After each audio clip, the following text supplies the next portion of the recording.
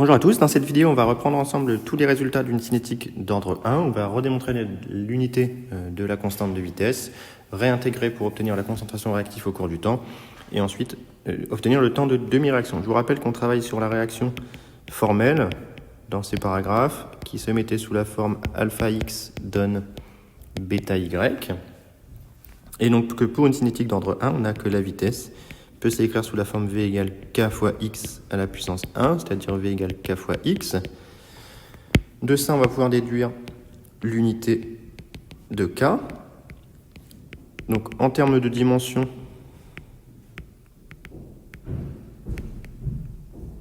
on a tout simplement que la dimension de k est égale à la dimension de v divisé par la dimension de la concentration. Mais on se rappelle que la vitesse volumique de réaction, c'est tout simplement la dérivée d'une concentration par rapport à un temps. Donc c'est une concentration fois temps moins 1 en termes de dimension, divisé par la dimension d'une concentration qui vient de s'éliminer. Et donc on en déduit que la dimension de la constante de vitesse, c'est t-1. Et donc dans le système international, K s'exprime en seconde moins 1 pour un ordre 1. Donc ça, c'est un résultat évidemment qu'il faut connaître par cœur, c'est important. Et donc à partir de là, maintenant, on va déterminer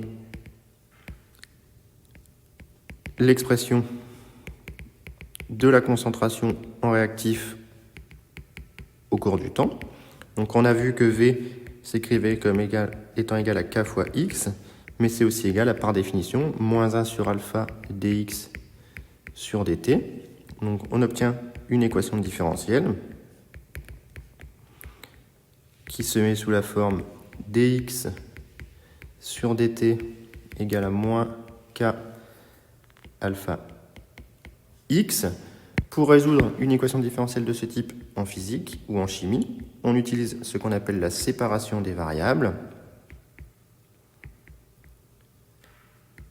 Et donc le fait de séparer les variables nous permet de réécrire cette équation sous la forme dx sur x égale à moins k alpha dt.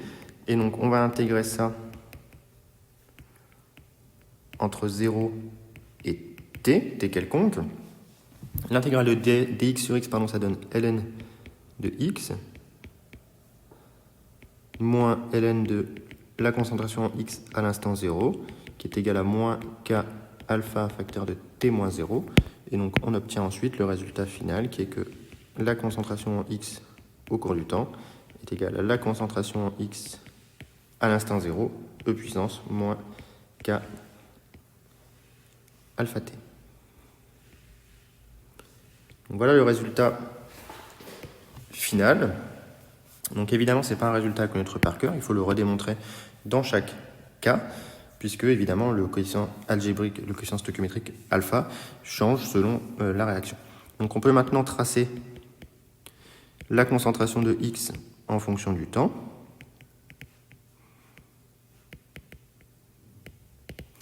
Donc si on trace ça en fonction du temps,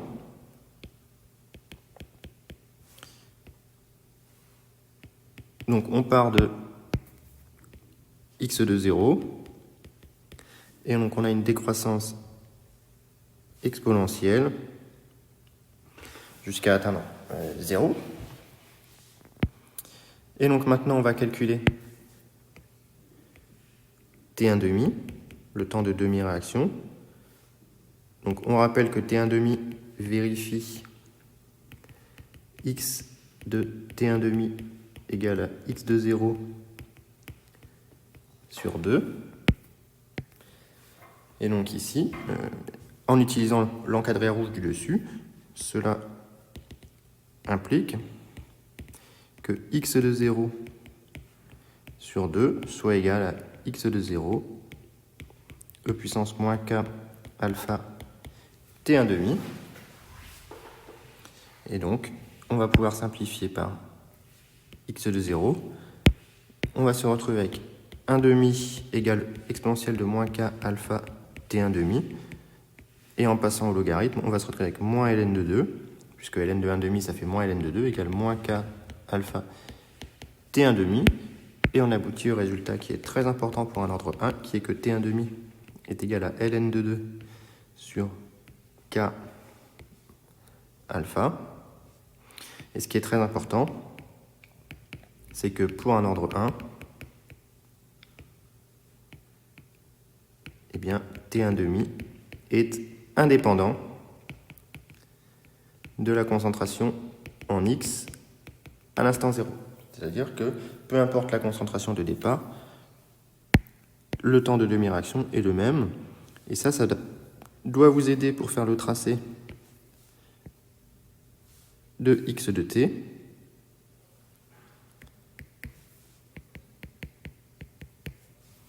Puisque si on part de x de 0 ici, vous faites votre tracé, vous cherchez le temps pour lequel vous atteignez x de 0 sur 2, c'est t1,5. Mais si maintenant votre nouvelle concentration de départ, vous considérez que c'est x de 0 sur 2, l'endroit où vous atteignez x de 0 sur 4, ben c'est de nouveau t1,5 par rapport à t1,5. Donc là, on est à 2 t1,5, et ainsi de suite. Donc ça peut vous aider à faire une belle exponentielle décroissante. Donc voilà ce qu'il faut savoir faire pour l'ordre 1. Il faut savoir exprimer l'unité de k. Il faut savoir intégrer la loi de vitesse pour obtenir la concentration en réactif, ou en produit, le cas échéant. Et il faut savoir déterminer et démontrer l'expression du temps de demi-réaction. J'espère que c'était clair et que ça vous a un petit peu aidé au niveau de cette cinétique d'ordre 1.